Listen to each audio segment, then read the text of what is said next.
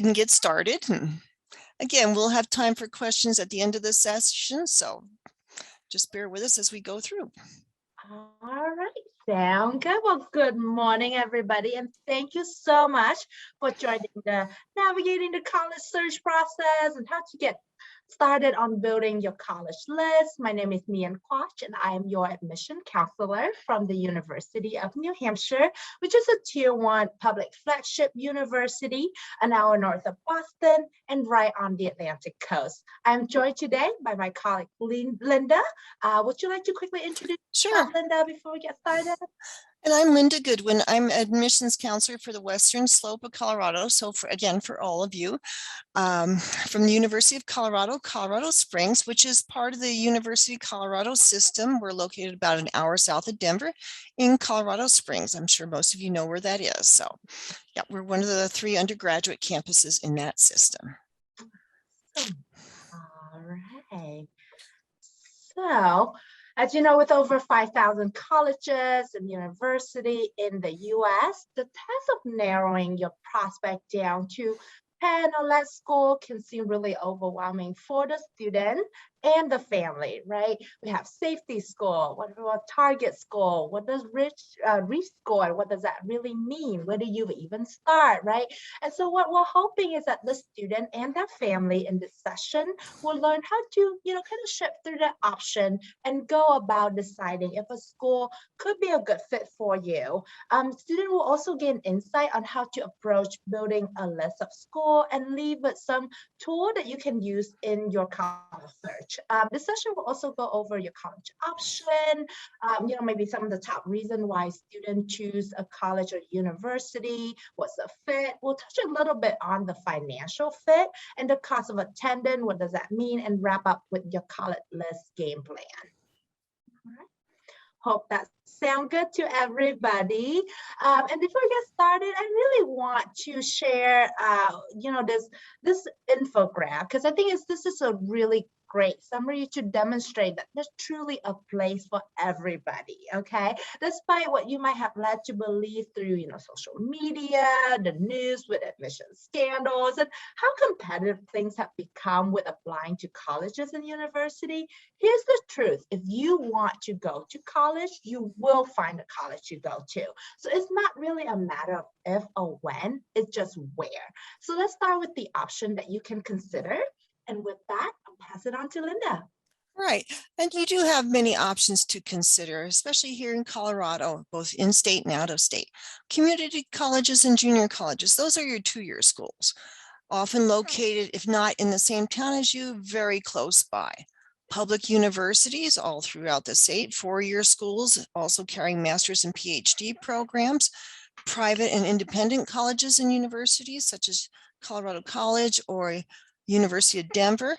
And then you have your in-state versus out-of-state schools. So you've got quite a lot to consider when you are building your college list. So go to the next one. Okay, so what to consider when you're looking at your community colleges in your local area, junior colleges. Junior colleges are generally community colleges that have housing on campus. As I mentioned before, local campuses.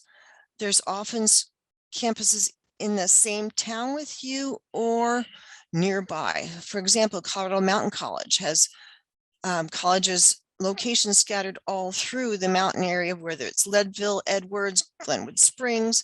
You'll find them all over the western slope of Colorado.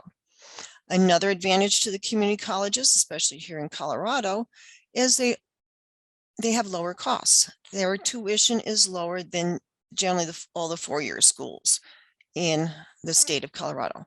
Open access for a 2-year school means they don't have admissions, the same GPA or test score requirements as the 4-year schools do.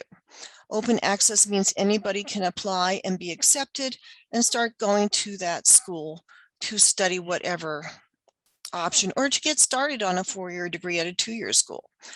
Transfer options. I know at the University of Colorado, Colorado Springs, we work very closely with the 4-year schools to ensure a seamless transfer between starting with your basic classes at a community college and then transferring into a 4-year school. The four-year schools generally have a lot of information available for you, including counselors, perhaps online transfer guides. So you can see, well, if I'm taking this English class at Colorado Northwestern Community College, will it transfer into another school? And you can check that online, or talk to the schools directly. We're always willing to help any of the students looking to transfer in from a community college. We want to make your transfer as seamless as possible, to not have you take extra classes, to make sure the classes you are taking there will count directly towards the degree. Another advantage to community colleges and junior colleges are they offer vocational training. If you come to me and say, oh, I want to do diesel mechanics or electric lineman or cosmetology, we don't have those at the four-year schools. Many of the two-year schools do. We will send you, we'll say, hey, go talk to this particular community college. They will have those programs for you. And they do have quite a variety available in the vocational training area. One school has gunsmithing. Others have aeronautics or pilot training, or many different areas that you may not be able to get at the four-year schools. But if that's what you're looking for, that's where you need to go. And then community colleges and junior colleges also have a very flexible admissions process, meaning that with the four-year schools, you generally have a certain GPA standard and sometimes a test score to meet. Junior colleges and community colleges do not have that. Pikes Peak Community College will just look at your high school transcript, make sure you graduate from high school, or you can do dual enrollment credits at a community college while you're still in high school. But again, there generally are not minimum GPA or test score standards that you need to meet to get into one of the community colleges. So, okay. Community colleges to 4 years. Sometimes transfer students, it's not as seamless of a process, and transfer students can struggle to earn a bachelor's degree. It's said that about 80% of students going into a community college intend to transfer to earn a 4-year degree. However, only about a third of those manage to do it within 6 years. Life happens. We understand that. You may stop out. You may change majors. You may need to work for a while to pay for school. We've seen all of it, but don't let that stop you. Persist, stick with it. Many of the 4-year schools have transfer scholarships specifically for students who do a certain amount of work at a community college. And then 14% will go on to earn a bachelor's degree within 6 years of starting college. Others take a little longer. Again, don't let that stop you. If you're aiming for a bachelor's degree, keep persisting, keep going towards it. Okay, so public or state universities, yes, you do need to check admissions requirements. What are their core courses? Generally across the board, they're the same for all public or state universities in Colorado. Although you may find that certain majors, certain schools have different requirements. For example, for our engineering programs, we recommend 4 years of math in high school simply because it is a math intensive program. For nursing, we'll recommend 4 years of lab science in high school because nursing is a science intensive program. So you may want to check with each school just to be sure. But if you're following the core course outline in general, outlined on the Colorado Department of Higher Ed website, and your counselors know this, you're doing fine. GPA requirements, again, each school, each university in Colorado has a different GPA requirement. And again, it may vary by majors on campus. Our average GPA at UCCS for admission is a 3.0, but some schools require a 3.2 simply because of higher math or science requirements. Other colleges on campus will admit you with a 2.6, 2.7. And again, this is different for all 15 of the 4-year schools in Colorado, so it can be a challenge, but make sure you know what you're getting into. SAT, ACT scores, all public schools in Colorado are test optional for the 2nd year in a row. That is likely to continue in the future, but again, check back next fall for those of you who are juniors this year. But no school requires SAT or ACT tests this year. We do, however, occasionally like to see them for financial aid purposes or things like that, maybe for merit scholarships. But again, that basis will vary from school to school. Essay requirements. Some schools have an actual essay out there that they would like you to answer as part of your admissions process. I know University of Colorado Boulder will put an essay questions out there. UCCS does not. I'm not sure if Colorado State University does, but it will be on as part of their application. Will ask you here. Personal statements, supplemental essays, they never hurt. A lot of times schools don't require them, but a personal statement to tell us who you are, where you've been in the past, where you're going, what your aims and goals are. We'd love to see that. It helps us see you more as a whole person instead of just judging you off of your GPA. So they can be very helpful to help us make a more holistic review of your application. And we do recommend it in cases like maybe you were sick a lot one semester in high school, missed a lot of school, your GPA went down. Let us know that so we can take that into account when reviewing your essays. Again, letters of recommendation, some schools require them, others do not. Doesn't hurt to have them. And then the biggie is check for admissions deadlines. Well, the University of Colorado Boulder does have an admission deadline for early decision and then regular decision applications. University of Colorado Denver and UCCS do not. We will admit you on the first day of classes next August. Financial aid is gone by then, but you can still be admitted to our campuses. So again, that's going to be another tricky one where you have to check and see the admissions deadlines for all the schools.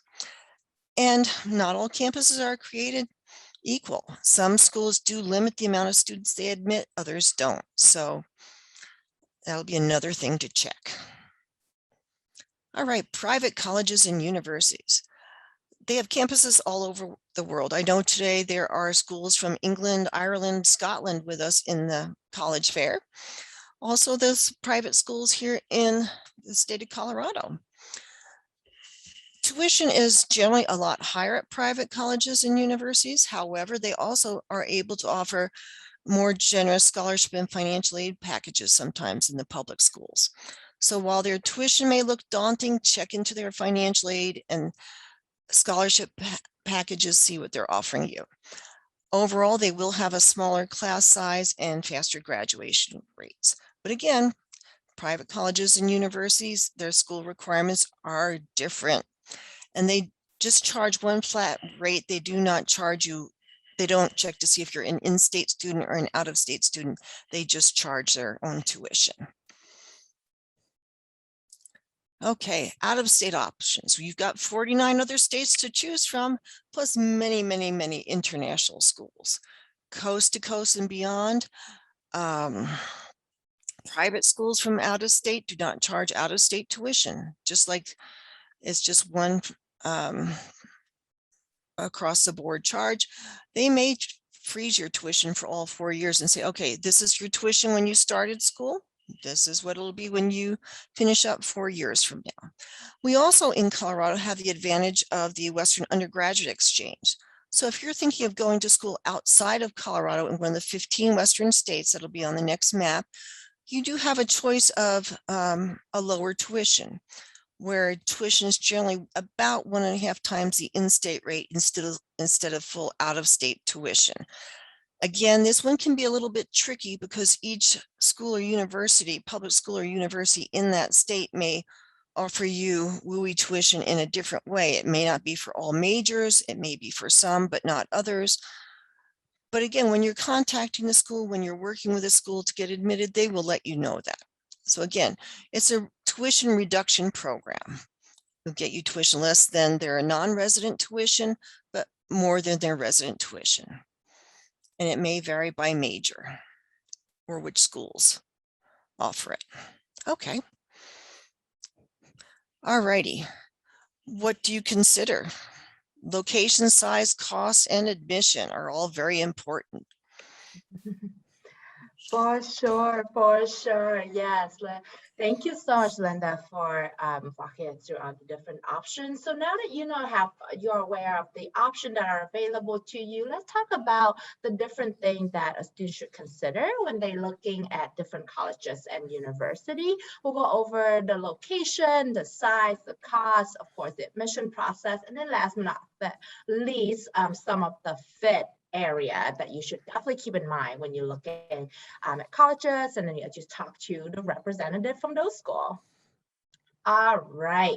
So with the location, ask yourself, where do I want to live, right? What do you like to do? How do you like to spend your free time, right? Also think about the setting of the location of the school that you're considering. Is that a metro area? Is it urban, suburban, or is it more of a rural setting? And what does that mean for you?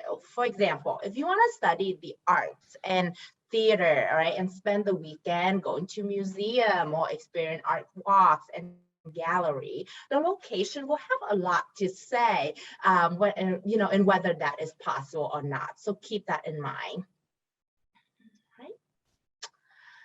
The next area is the size, okay? So when I'm talking about size is, some schools are tiny, and we got like the small school, and then the medium, the large, and then we got the ginormous school that maybe have, over 50,000 students, right? And there are schools as small as, less than 500 students. So the question that I encourage you to think about when you are considering school is, how do I like to make friends, right? If you are someone who constantly seek out new experiences and love meeting new people, you may thrive at a big college. Here's a quick questionnaire that includes some of the major points from above that you can get a sense of whether a big or small school is the right fit for you, right? How do I learn?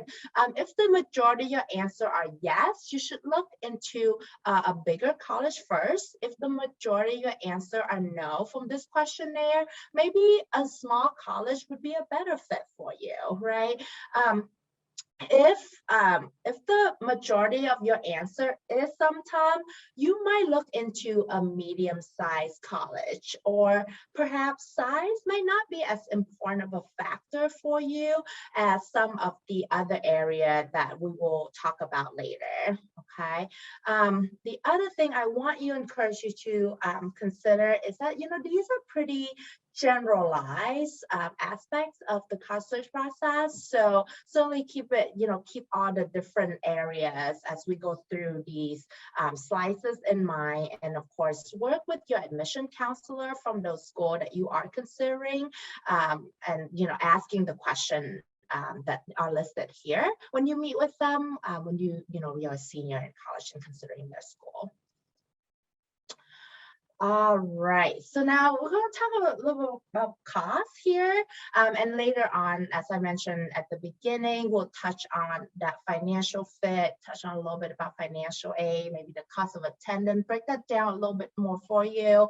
But when we talk about costs, I really encourage you to think, as you look at the material of the school that you're coming across, to keep in mind that cost is more than just tuition, okay?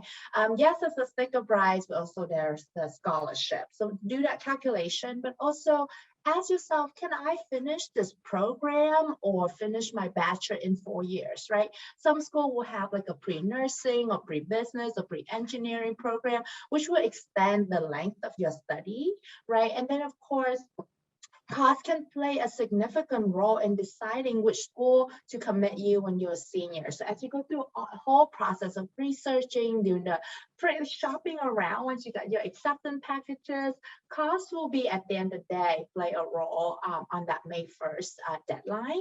And then of course, like I mentioned, keep in mind that financial aid scholarship package, work with the school financial aid office, work with the school admission counselor. I know that I certainly get a lot of email regarding scholarship through the admission process at UNH around that March, April timeline from senior. And then like I said, later on in the presentation, Linda will talk a little bit more about COA, which stands for the cost of attendance. All right, and then of course the fourth area for you to consider is admissibility. Okay, so this is where we're talking about, as Linda mentioned earlier, that minimum course requirement. Have you completed those, core courses that colleges and university look for? For example, UNH need students to complete, that 4 years of English, of math, of science, and then, at minimum 3 years of social science, and then 2 year foreign language. So check that requirement to make sure that you are actually can get into the school that you're applying to, right? Of course, some schools have minimum GPA. Now look at, the 12th grade schedules. Do you have college prep courses? And then, what are like the extracurricular of community activities? And then keep in mind, as you talk to colleges and university, that there are eligibility versus competitive, right? So being eligible is kind of what I mentioned earlier, having those minimum requirements, maybe, fairly laissez-faire senior years curriculum, and then being competitive means taking more college prep courses beyond that minimum requirement, having perhaps a higher GPA or GPA that above that middle 50% range, that your senior year schedule is quite rigorous. You take college prep courses, or maybe also some honor AP courses perhaps, or lower enrollment. You also have like several recurring, more that long-term extracurricular or community activity. So keep in mind these phrases or these language as you talk to colleges and university, talk to the rep. And of course, as I kind of go through those requirements, you do have a better chance to be accepted to, some of the more competitive or oversubscribed major, by challenging yourself. So check with the school and make sure to keep those in mind as you think about that admissibility component.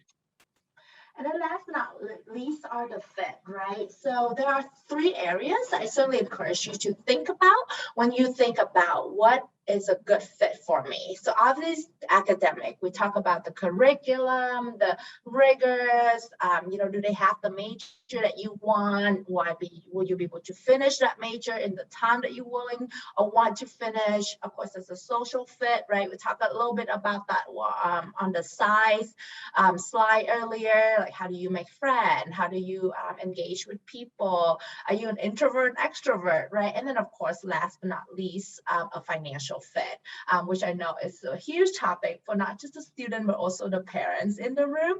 So with that, we'll transition onto the financial fit with Linda and talking about the cost of attendance.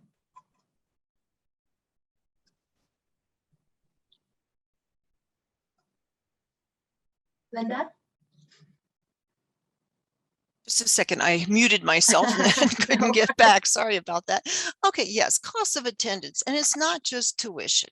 It includes other things like books and supplies, transportation. How are you getting to class? If you're living out of state, how are you getting home? How often are you going home? Housing and personal expenses.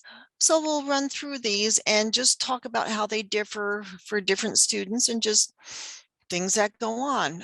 Tuition and fees, of course, at every campus, books and supplies. So tuition and fees, every school has their own tuition, of course, and that is going to vary from, but even between in-state colleges, you'll find a great difference. Even between the 3 campuses in the University of Colorado system, there is a difference between tuition at University of Colorado Boulder, Denver, and Colorado Springs. Now, these are just average costs. This may not be exactly what's being charged right now, but this is average cost of attendance for Colorado residents, including the tuition and fees and room and board and books and supplies. So you can get an idea of a quick comparison. Now, I know that schools like Fort Lewis are less expensive than the ones listed here. As I mentioned, University of Colorado Boulder is a little bit more expensive than University of Colorado, Colorado Springs. And again, things that affect this are, what do books cost? What are the housing costs? And as incoming college freshmen, be aware that most colleges will require you to live on campus the first year if you live outside a certain radius, generally about 40 or 50 miles away from campus. Most of the in-state schools will require you to live on campus at least 1 year. Other schools, I know that a private school in Colorado Springs, it's the first 2 years that you have to live on campus. So that's another thing you're going to want to factor in. Like, oh, well, I live in Aspen, but I'm going to school in Colorado Springs. Can I live with a relative in town? The answer is maybe. You may have to apply for an exception to that. So different things to consider as far as the tuition, room and board, things like that. Okay. All right, thank you, Linda. Mhm. All right, so with that, now it's the upcoming question is now what, right? Now, what do you do now that you get all this information? And I know we throw a lot of information at you. And we hope you find it helpful. And certainly this session has been recorded, and so you can have access to it later on. But hopefully now that you have all that information, we encourage you to kind of take the next step, right? And get that application game plan started. If you are a senior in the room, now's the time, but it's also a good time for junior, to start thinking about this Mhm. process. And, it's never really too early to kind of let the thought of college preparation ruminate in your brain. So everybody in the room really should be starting thinking about this. And one of the great way that we actually recommend that you get this process started is, get a worksheet of colleges and their profile going, right? And it's gonna be as simple as an Excel sheet of acceptance rate, average SAT and ACT. As with COVID, a lot of schools are going test optional. But the interesting about the test optional language, and I know I've been focused a lot on kind of phrases and language being used in the higher ed and the admission world, is that it could mean different things for different school. All right, so I often tell students, if you poll 10 university on what test optional mean for them, you might get 10 different answer on what that mean, right? Some school is actually more test free or test blind. And some schools said, well, we're test optional, but as Linda mentioned earlier, not if you want some scholarship or not if you want to be considered for some of the more competitive major like nursing. So get down that column on the Excel spreadsheet and get down that definition, exactly what test optional mean for that particular school. Of course, this average GPA, that information is available typically on the website, on the school on the brochure that you will, as you meet with admission rep, that will hand you a brochure. Typically, the average GPA will be listed on there, or the middle 50%. Same with class rank. That's something that they are considering in the admission process. Deadline, right? Is that early decision, which is binding? Is it early admission, early action, which is non-binding? What is the regular deadline? Are they rolling admission, which, there's not really a deadline, but you kind of have to first come, first serve. And then, rank them, right? What are the top 3 schools for you? What's the middle? What the, maybe some of that more safety score, right? And then I like to talk about the 3P, right? So you might have heard the term like likely, target, or reach score. So I like to more prefer the 3P system. So the probable, the possible, and the potential. So the probable or the likely score, that score that you're pretty sure you're gonna get in if you apply, right? Like you have the academics, it is something that the score that have a higher acceptance rate, and then of course the possible score is that target score, right? It's a score that really fit the school that you want to go to, that maybe have some requirement, but you are confident that you can get into that. And then that's the potential score, right? That you have the potential of being accepted. Or that's I think the more common term you might have heard is reach. So this may be a school that have a highly competitive, engineering program, or this is maybe where you talk about the Ivy League, right? And then last but not least is the $1 million question that I and Linda, I'm sure, get a lot of the time. is how many schools should I consider applying to, right? Hopefully after going through all these consideration, all these tips and tricks and different areas that you should think about that we are presenting to you here in this workshop, you will know the number that works best for you, because this could be different for everybody.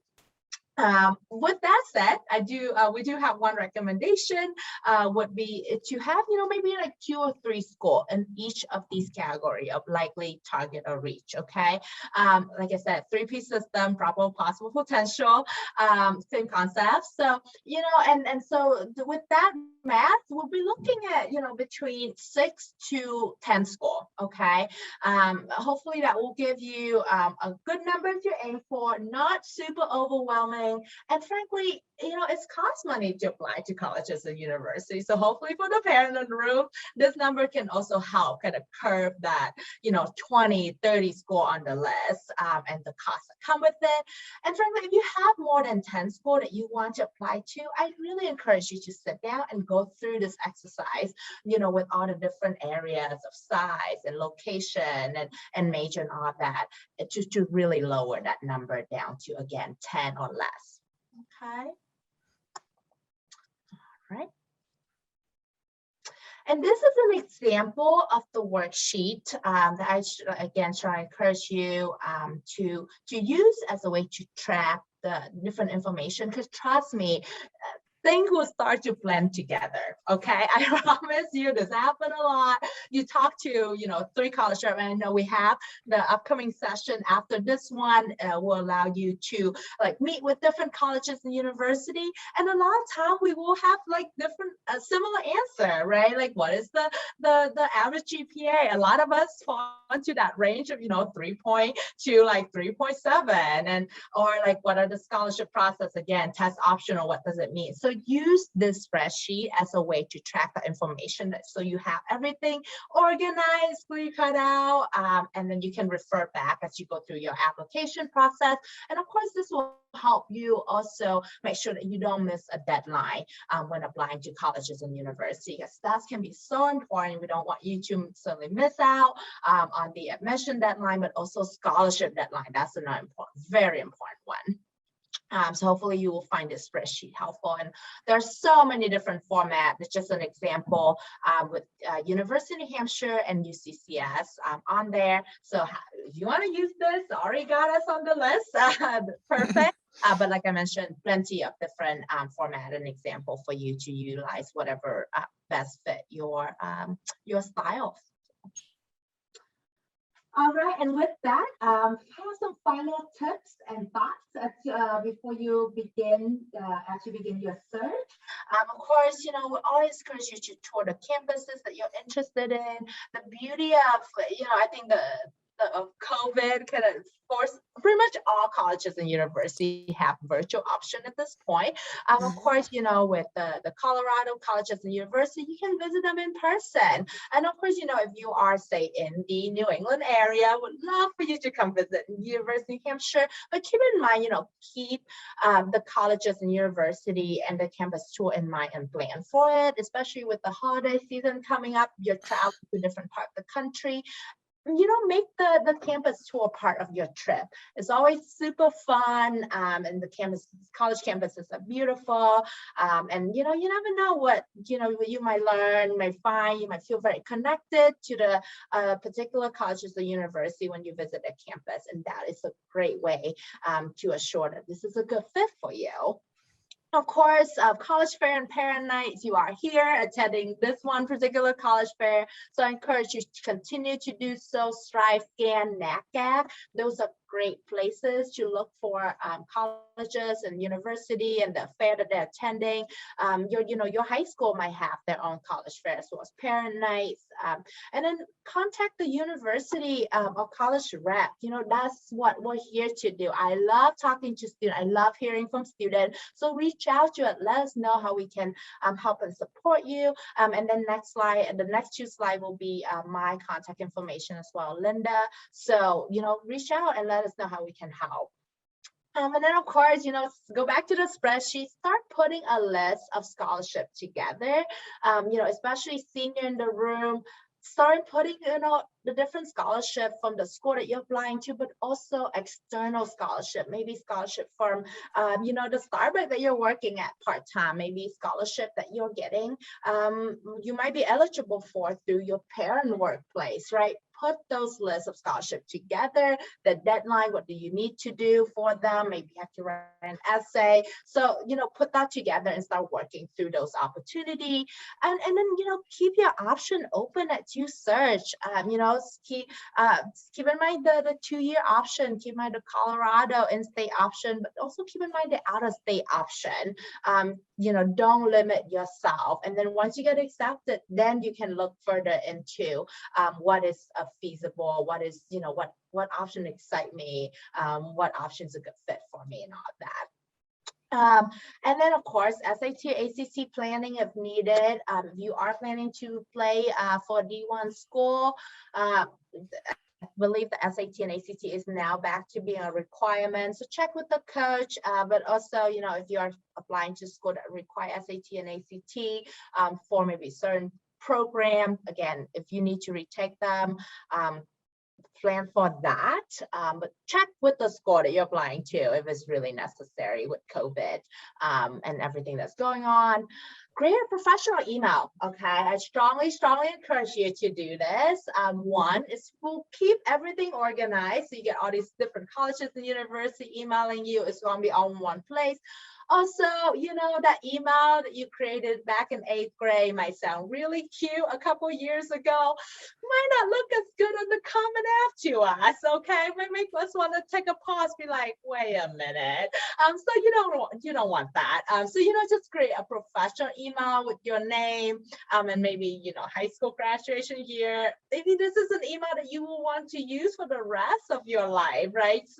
So just keep that in mind, as you apply for college. Professional email that could maybe go with you when you graduate from college, applying for that internship when you're in college, and so on.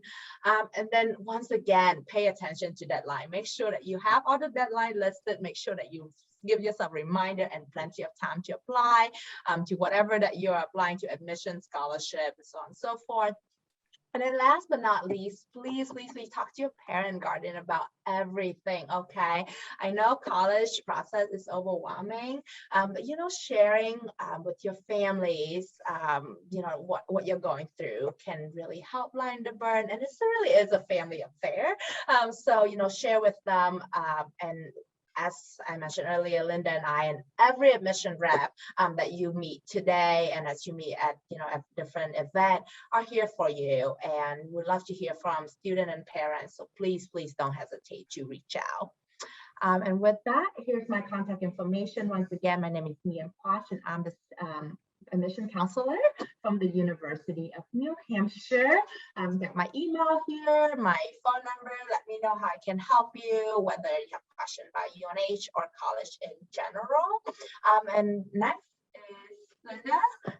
This is her contact information. Anything to add, Linda?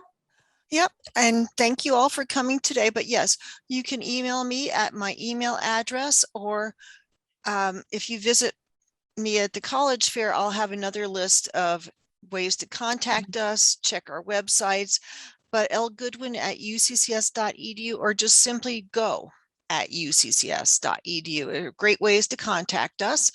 And yeah, thank you for coming, and we'll open the floor up for questions now. If you'd like to ask us any questions, you can just unmute yourself and we'll be glad to help you.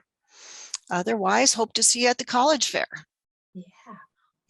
Or you can also pop in the chat if the more comfortable with that. So yeah. Are the other sessions recorded too, so we can look at them after this? Yeah, great question. I believe so, right, Linda? Yes, I think they're recording all sessions, and they'll be available on the Colorado Western Slope College Fair website. Okay, for cool. you to go in and see. Yeah, absolutely. And I believe, so I know that we ran this session this morning and then once again in the afternoon. Right. So some of the session will be repeated. So if you want to check the schedule, that's also if you have like a really one that you really want to attend. So, Right. Yeah. yeah. Oh, so go ahead. Oh, no. And they are repeating at 1 o'clock. They're also, all Mhm. the sessions are going again at 1 p.m. So, And I just got a question. Can I get a copy of that college spreadsheet that you have? Absolutely. I am happy to send it along to you. If you want to send me an email, and I think, and let me just pop into my chat, my email once again, happy to send along that spreadsheet for anyone who's interested. Hey, Sawyer Wessenslow, can I get a copy of the Excel spreadsheet? And I want to know exactly what you're talking about. All right. Anything else I can help with? Anything for Linda and I about university, about the college process?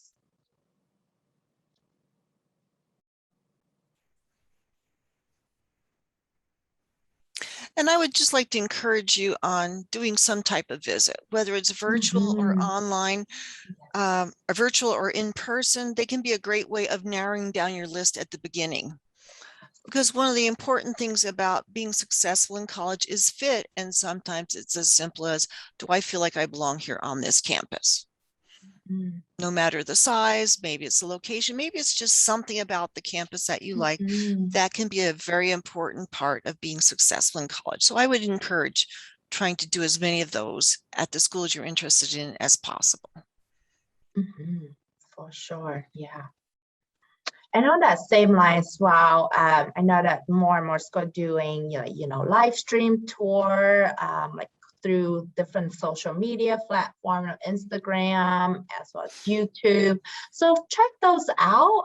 Or if you're not sure if they're doing that, reach out to a admission rep or admission counselor of the school that you're considering and ask if there are those opportunities. Those can be really engaging. You can ask live questions, you can talk to current student. So a lot of different options. Okay. Oh, going once, going twice. All right, well, thank you so much, everybody, for joining us this morning. Please take the time to, catch up with different colleges and university. Maybe check out some of the, colleges and university that wasn't on your list before, you're curious about, or just pick a random school and start talking to them, along with, the school that you are, considering for college. So enjoy, have fun, ask a lot of questions, truly no silly question. And best of luck with everybody on their college search. You're doing great. Be kind to yourself, kind to each other, and have a great day. Yeah. Good luck and enjoy the fair. Yes. Bye, everybody. Bye.